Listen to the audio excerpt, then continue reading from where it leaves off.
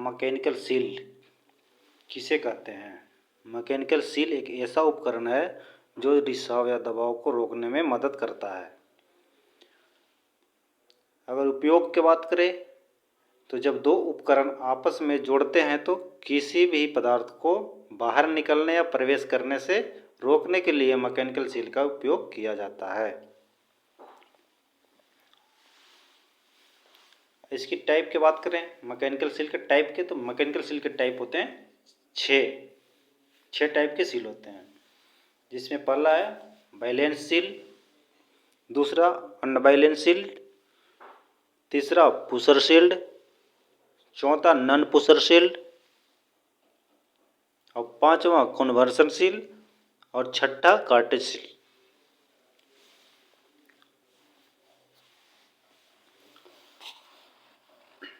और उसमें से एक सील है आपका सिंगल स्प्रिंग, जिसको अनबैलेंस्ड सील कहते हैं। अनबैलेंस्ड सील में एक आता है आपका सिंगल स्प्रिंग सील, जो कि आपके सामने है। अब इसकी पार्ट की बात करें तो कौन कौन से पार्ट होते हैं, तो दोस्तों देखिए सबसे पहले यहाँ दर्शाया गया है मैकेनिकल सील ऑफ पार्ट। इसमें रोटरी पार्ट, अगर रोटरी पार्ट की बात करें तो ये है आपका पूरा रोटरी पार्ट, यहाँ से लेकर के ये पूरा हो गया आपका रोटरी पार्ट। ये रोटरी पार्ट है जिसमें हमने साइज दर्शा रखे हैं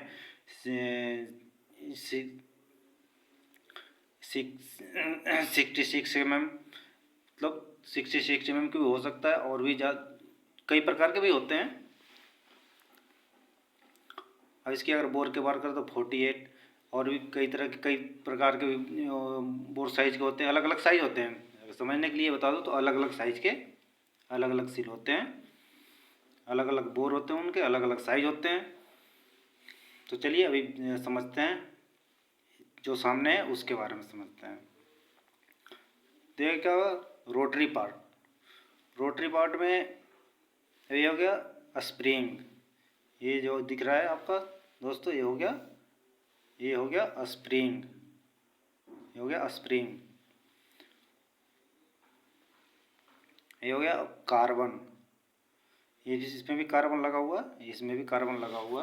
अगर इसकी बात करें तो स्टेशनरी सीट भी बोलते हैं और रोटरी फेस भी बोला जाता है। जैसे मान लीजिए इसको क्या बोलते हैं, रोटरी फेस। चलो मैं यहाँ समझाता हूँ, इसको बोलते हैं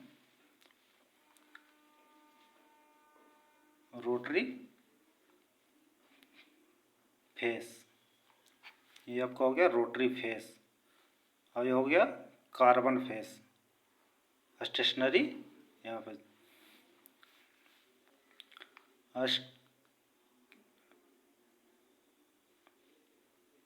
स्टेशनरी फेस, ये हो गया आपका स्टेशनरी फेस। अब ये हो गया रोटरी फेस, क्योंकि दोनों आपस में यही जुड़ते हैं।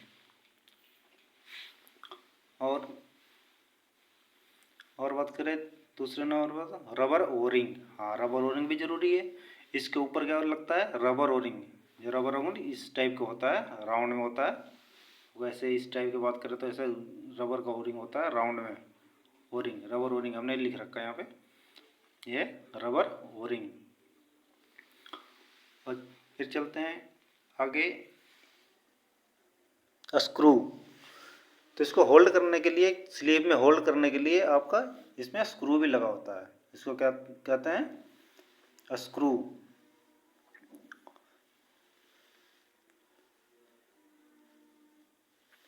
अब चलते हैं स्लीव के बारे में बात करें। स्लीव तो विदाउट स्लीव, इसका इस टाइप के जितने भी स्लीव मिलेंगे दोस्तों, इस टाइप के जितने भी स्लीव मिलेंगे वो उसे कहते हैं विदाउट स्लीव। तो स्लीव तो क्लियर हो गया कि विदाउट स्लीव है। इसका हमने लेंथ दर्शा रखा है 108 mm, 108 भी होता है, अपना अलग अलग साइज के अलग अलग मतलब हो सकते हैं, इसमें कोई दिक्कत नहीं है। अब बताते हैं स्टेशनरी। स्टेशनरी है, स्टेशनरी सेट कहाँ होगा। बैठेगा कहाँ? तो स्टेशनरी के बैठने की जगह है आपका पंप के जो हाउजिंग प्लेट होता है ना, मैकेनिकल सील के जो हाउजिंग प्लेट होता है इस टाइप के होते हैं, तो इसमें आपका बैठेगा स्टेशनरी पार्ट। ये है जो स्टेशनरी पार्ट, इसमें बैठेगा। इसे कहते हैं सील हाउजिंग प्लेट। ठीक है दोस्तों, इतना समझ गए हो तो हमें कमेंट कीजिएगा, बताइएगा, ताकि और भी विस्तार से मैं बता सकूं, समझा सकूं। Thank you.